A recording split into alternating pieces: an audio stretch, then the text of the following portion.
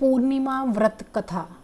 द्वापर युग में एक समय की बात है कि यशोदा जी ने कृष्ण से कहा, हे कृष्ण, तुम सारे संसार के उत्पन्न करता, पोषण तथा उसके संहार करता हो। आज कोई ऐसा व्रत मुझसे कहो जिसके करने से मृत्यु लोक में स्त्रियों को विधवा होने का भय ना रहे, अतः यह व्रत सभी मनुष्यों की मनोकामना पूर्ण करने वाला हो। श्री कृष्ण कहने लगे, हे माता, तुमने अति सुंदर प्रश्न किया है। मैं तुमसे ऐसे ही व्रत को सविस्तार कहता हूँ। सौभाग्य की प्राप्ति के लिए स्त्रियों को द्वात्रिशत अर्थात 32 पूर्णिमाओं का व्रत करना चाहिए। इस व्रत को करने से स्त्रियों को सौभाग्य संपत्ति मिलती है। यह व्रत अचल सौभाग्य को देने वाला और भगवान शंकर के प्रति मनुष्य मात्र की भक्ति को बढ़ाने वाला है। यशोदा जी कहने लगी, हे कृष्ण, सर्वप्रथम इस व्रत को मृत्यु लोक में किसने किया था? इसके विषय विस्तार पूर्वक मुझसे कहो। श्री कृष्ण जी कहने लगे कि इस भूमंडल पर एक अत्यंत प्रसिद्ध राजा चंद्रहास से पालित अनेक प्रकार के रत्नों से परिपूर्ण कार्तिका नाम की एक नगरी थी। वहाँ धनेश्वर नाम का एक ब्राह्मण था और इसकी स्त्री अति सुशील रूपवती थी। दोनों ही उस नगरी में बड़े प्रेम के साथ रहते थे। घर में धन धान्य आदि की कोई कमी नहीं थी। उनको एक बड़ा दुख था कि उनके कोई संतान नहीं थी, जिस वजह से वह बहुत दुखी रहते थे। एक दिन एक बड़ा तपस्वी योगी उस नगरी में आया। वह योगी बाकी सभी घरों से भिक्षा मांगकर भोजन किया करता था, लेकिन उस ब्राह्मण के घर से भिक्षा नहीं मांगा करता था।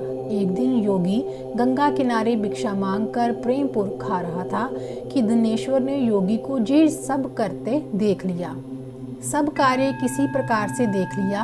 अपनी भिक्षा अनादर से दुखी होकर धनेश्वर योगी से बोले, और सभी घरों से भिक्षा लेते हैं परंतु मेरे घर की भिक्षा कभी भी नहीं लेते, इसका कारण क्या है? योगी कहने लगे कि आपके धर्म हमें इस बात की आज्ञा नहीं देता है, क्योंकि अभी आप गृहस्थ जीवन में एक सुख से वंचित हैं। आपके घर संतान होने पर मैं आपके घर से भिक्षा स्वीकार कर लूँगा। उन्होंने कहा कि जिसे संतान नहीं है उसके घर से भिक्षा लेने से मेरे भी पतित हो जाने का भय है। धनेश्वर ये सब बात सुनकर बहुत दुखी हुआ और हाथ जोड़कर जोगी के पैरों पर गिर पड़ा तथा दुखी मन से कहने लगा कि आप मुझे संतान प्राप्ति के लिए उपाय बताएं। आप सर्वज्ञ हैं, मुझ पर अवश्य ही ये कृपा कीजिए। धन की मेरे घर में कोई कमी नहीं है, लेकिन मैं संतान ना होने के कारण अत्यंत दुखी हूँ। आप मेरे इस दुख का हरण कीजिए। ये सुनकर योगी कहने लगे कि तुम चंडी की आराधना करो।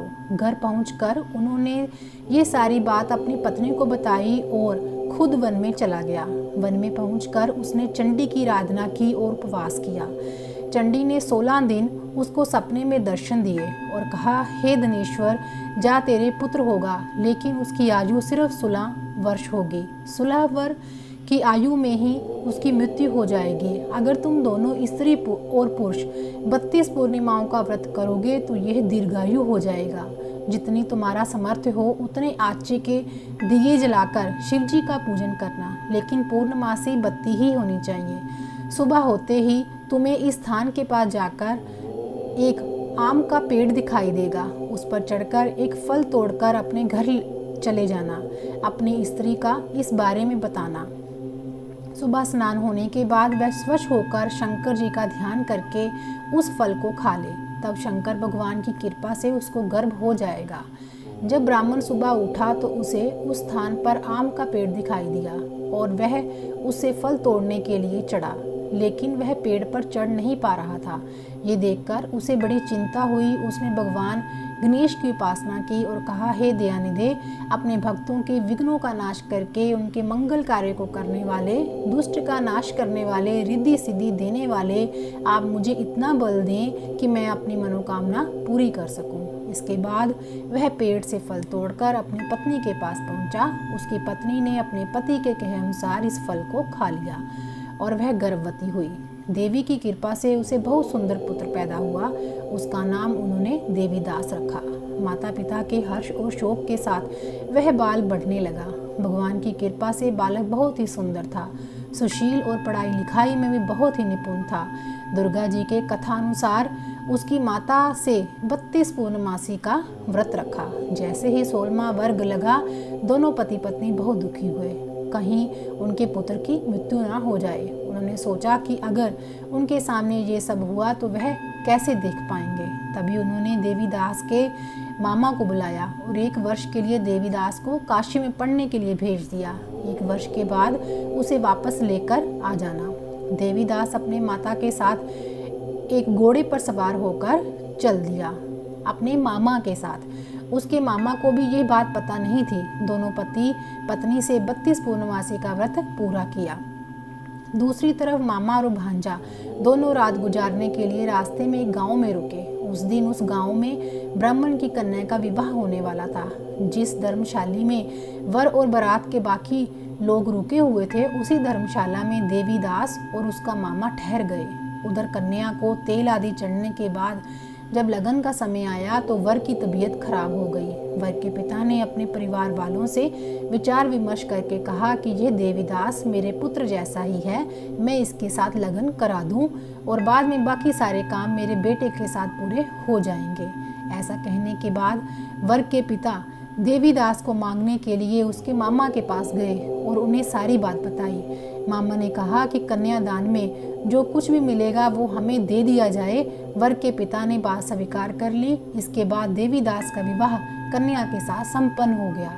इसके बाद वह अपनी पत्नी के साथ भोजन ना कर सका और मन में ही विचार करने लगा कि ना जाने ये किसकी पत्नी होगी। ये सोचकर उसकी आंखों में आंसू आ गए। तब वधू ने पूछा कि क्या बात है, आप उदास क्यों हैं? तब उसने सारी बातें पत्नी को बता दी।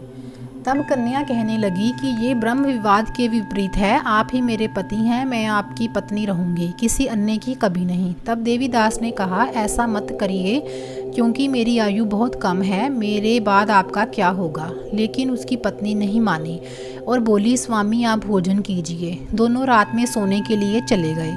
सुबह देवीदास ने पत्नी को 4 नगों से जड़ी एक अंगूठी दी और एक रुमाल दिया और बोला कि हे प्रिय, इसे लो और संकेत समझकर स्थिर चित हो जाओ। मेरे मरण और जीवन जानने के लिए एक पुष्प वाटिका बना लो, उसमें सुगंधी वाली एक नव मल्लिका लगा दो, उसको प्रतिदिन जल से सींचा करो और आनंद के साथ खेलो कूदो। जिस समय और जिस दिन मेरा प्राणांत होगा उस दिन ये फूल सूख जाएंगे। जब ये फिर से हरे हो जाएं तो जान लेना मैं जीवित हूँ। ये समझाकर वह वहाँ से चला गया।